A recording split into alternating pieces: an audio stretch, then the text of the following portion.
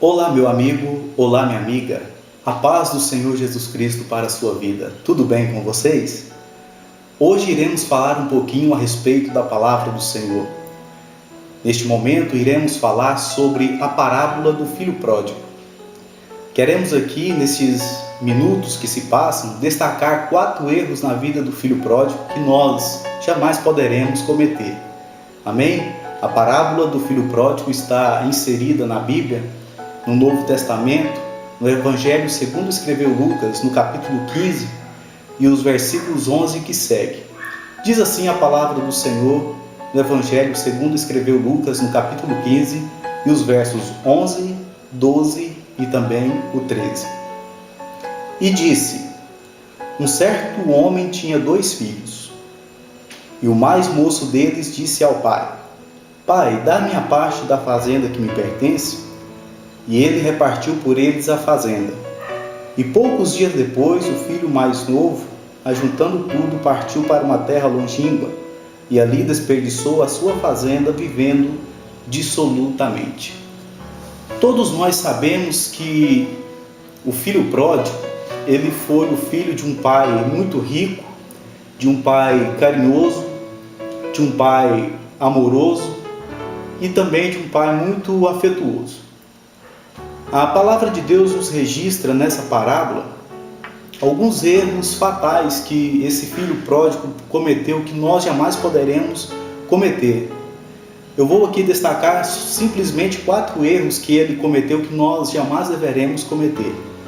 O primeiro erro na vida do filho pródigo foi em que ele estava morando dentro da casa do pai dele, mas ele estava com a mente fora de casa.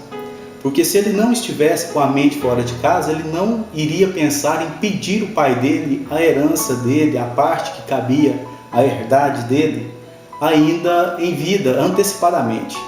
Foi aí que ele cometeu o primeiro erro. O segundo erro na vida do filho pródigo foi que ele pediu a herança ao pai dele, estando o pai dele ainda vivo. Nós sabemos que uma herança ela só é dada ou dividida a partir do momento em que o dono dos bens vem a falecer. Aí sim é dada ou dividida uma herança. Mas aqui no caso do filho pródigo, ele pediu ainda a herança, estando o pai dele ainda vivo.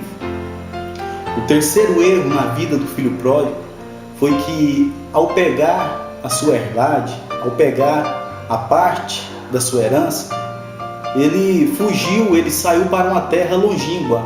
A Bíblia não nos fala qual foram os termos geográficos, qual parte, qual terra, qual país, qual cidade, qual aldeia, que aquele jovem foi. Então ele cometeu o terceiro erro, saindo de casa sem deixar endereço. E o quarto erro na vida do filho pródigo foi que ele gastou tudo, ele não poupou nada. A palavra de Deus nos diz que depois que ele pediu ao pai dele a herança, ele saiu de casa sem deixar endereço.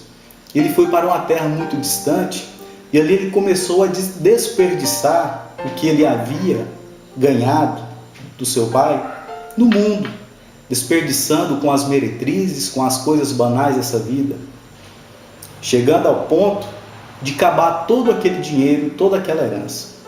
E a Bíblia nos diz que houve naquela terra uma grande fome e ele, começando a padecer fome, não tinha mais dinheiro, não tinha mais amigo, estava longe de casa, então ele procurou emprego.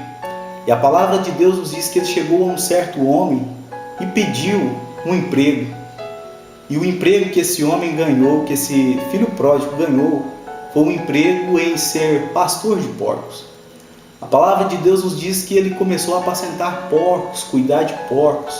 Agora imaginem vocês, uma pessoa que tinha de tudo na casa do pai dele, onde ele tinha amor, onde ele tinha carinho, onde ele tinha um afeto especial, onde ele se alimentava bem, se vestia bem, agora cuidando de porcos.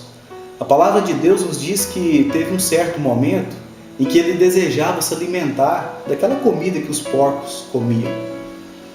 Mas o legal dessa história, o que nos chama a atenção, foi que um certo dia ele, começando a lembrar das coisas que se passavam na casa do pai dele quando ele estava lá, penso eu que ele começou a sentir saudades, ele começou a sentir falta. Então ele disse consigo: levantar-me-ei, irei ter eu com meu pai. A palavra de Deus nos diz que aquele jovem, ele se levantou e foi novamente, retornou para a sua casa. A palavra de Deus nos diz que quando o pai daquele jovem viu ele de longe, correu, abraçou ele gostoso, beijou ele, porque o pai dele estava com muita saudade. Logo o pai dele deu ordem aos jornaleiros, ou seja, aos empregados, para que trazessem um vestido novo para poder vestir ele, que trouxesse também sandálias para colocar nos pés dele e que trouxesse também um anel para colocar no dedo dele. Pediu também para que matasse o bezerro cevado, ou seja, o bezerro gordo, para fazer um churrasco, uma festa em comemoração, porque aquele jovem que havia há tanto tempo saído de casa, agora outrora retornara arrependido. E todos nós sabemos o que aconteceu daqui para frente. Uma lição para a nossa vida de hoje. Quantos de nós hoje estamos na casa do Senhor, onde nós temos de tudo, onde nós sentimos a presença, a graça do Espírito Santo, onde não nos falta nada espiritualmente, mas muitas das vezes estamos com a mente lá fora, como diz aqui na história do filho pródigo. Muitas vezes nós estamos na casa do Pai, isso espiritualmente, mas estamos com a mente fora. Quem sabe você, meu amigo, que um dia esteve na casa do Pai, que pediu a Deus a parte que te pertencia e saiu da casa do Senhor, saiu dos caminhos do Senhor para um lugar distante, ou seja, você saiu sem deixar endereço e você gastou tudo, não poupou nada. Quem sabe você usava um dom que Deus te deu, o dom de louvor, o dom de pregar, o dom de falar, o dom de ser carinhoso com as pessoas, e às vezes está desperdiçando esse talento que era para ser usado na casa de Deus, hoje aí no mundo. O mundo, ele não tem nada para nos oferecer de bom. As coisas boas que o mundo tem para oferecer para nós é somente coisas carnais, mas coisas espirituais somente o nosso Pai Celestial tem para nós. Então quero dizer para você que às vezes está afastado dos caminhos do Senhor. Volte, não faça como o filho pródigo fez. E se você foi ou é um dos filhos pródigos, volte o mais rápido possível. Deus, ele quer colocar uma veste nova em você. Ele quer transformar o teu ser novamente. Deus quer mudar novamente o seu caráter. Deus quer colocar sandálias novas nos teus pés. Ele quer te firmar.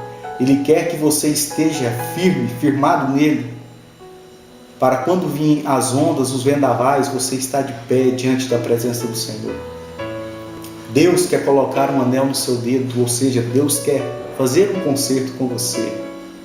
Deus quer se alegrar com você. Conte para Deus qual é o seu problema. Deus tem o melhor para você. Volte para os caminhos do Senhor, pois Ele está de braços abertos a te esperar. Muito obrigado pelo carinho, muito obrigado a você pela atenção. Que Deus possa abençoar você e a sua vida. Que Deus possa continuar abençoando também a sua família e que você venha ter uma oportunidade de voltar, de regressar novamente para os caminhos do Senhor. Em breve estaremos aqui novamente abordando outro assunto ou falando em outra mensagem, em outros temas. Então, até lá, que Deus vos abençoe. Fique na paz do Senhor Jesus. Amém.